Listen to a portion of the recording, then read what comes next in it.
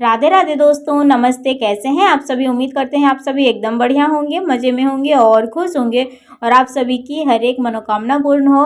तो चलिए वीडियो में आगे बने रहिएगा। वीडियो पसंद आती है तो लाइक कर दीजिएगा। और आज हम आप सभी को सुनाने जा रहे हैं जितिया व्रत की कहानी, जो कि चील सियारन की कहानी है। ऐसे तो कई कथाएं प्रचलित है, लेकिन आज हम आप सभी को चील सियारन की कथा सुनाने जा रहे हैं। तो चलिए वीडियो में आगे बने रहिएगा। और आप सभी को जितिया व्रत की ढेर सारी शुभकामनाएं। और कल है जितिया व्रत का नहाय खाए पहला दिन है और बहुत जगह आज भी कर रहे हैं। तो सभी जगह का अपना अपना नियम होता है, उस अनुसार सब लोग अपना करते हैं। तो चलिए कथा को करते हैं शुरू।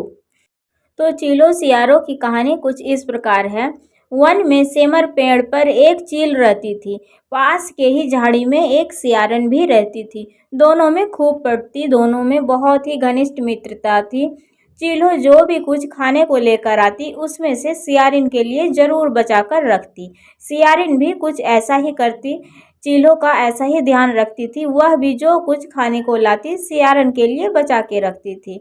इस तरह दोनों का जीवन आनंद से कट रहे थे। एक बार वन के पास गांव की औरतों ने जितिया व्रत के पूजा की तैयारी करी और पूजा कर रही थी। चीलों ने उसे बड़े ध्यान से देखा और अपनी सखी सियारों को भी बताया। फिर चीलों सियारों ने भी तय किया कि वह भी ये व्रत करेंगी। चीलों और सियारों ने जितिया का व्रत रखा। बड़ी ही निष्ठा और बड़े ही लगन से दोनों दिन भर भूखे प्यासे रहे और मंगल कामना करते रहे। इसी तरह दोनों दिन भर भूखे प्यासे रहे और शाम होते ही सियारन को भूख प्यास सताने लगी। तब उसने जंगल में गई और जा कर के खूब पेट भरकर पानी पिया और मांस और हड्डियां अपना भर पेट वो खाई और कुछ हड्डियां वो साथ लेकर आई और पेड़ के नीचे बैठकर धीरे धीरे चबाने लगी। तब चील्हों को कड़कड़ की आवाज़ आई तो उसने पूछा, बहन ये कैसी आवाज़ है? तो सियारन ने झूठ बोल दिया, बोला, बहन मेरी भूख के कारण पेट से ऐसी आवाज़ आ रही है। लेकिन चील्हों को पता चल गया कि वो हड्डी खा रही है। तब जाकर के उसने सियारन को खूब लताड़ा और कहा कि जब व्रत हो नहीं सकता तो संकल्प क्यों लिया था। सियारिन लजा गई, पर व्रत तो भंग हो ही चुका था। चीलों रात भर भूखे प्यासे रहकर अपने व्रत को पूरा किया और अगले जन्म में दोनों ही मनुष्य रूप में राजकुमारी बनकर सगी बहनें हुई। सियारिन बड़ी बहन और चीलो छोटी बहन हुई। उसकी शादी एक राजकुमार से हुई। चीलो छोटी थी, उसकी शादी एक उसी राज्य के राजा के मंत्री पुत्र से हुई। बाद में दोनों राजा और मंत्री बने। सियारिन रानी के जो भी बच्चे होते वह मर जाते, जबकि चीलों के बच्चे स्वस्थ और हट्टे कट्टे रहते थे। यह देखकर उसकी बड़ी बहन सियारन को बहुत ही जलन होती थी और उसने अपनी छोटी बहन यानी चील्हों के बच्चे को बहुत ही मारने का प्रयास किया।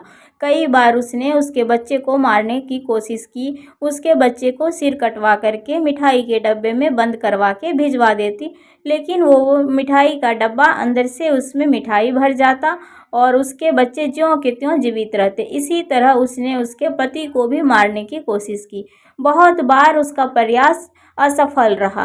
तब जाकर के उसको अपनी गलती का एहसास हुआ और तब जाकर के उसने अपनी छोटी बहन यानी चील्हों से सारी भूल की बातें कही कि बहन मैंने इस तरह से तुम्हारे बच्चे और पति को मारने की कोशिश की है, मुझे माफ़ कर दो, मुझे अपने गलती का एहसास हो चुका है।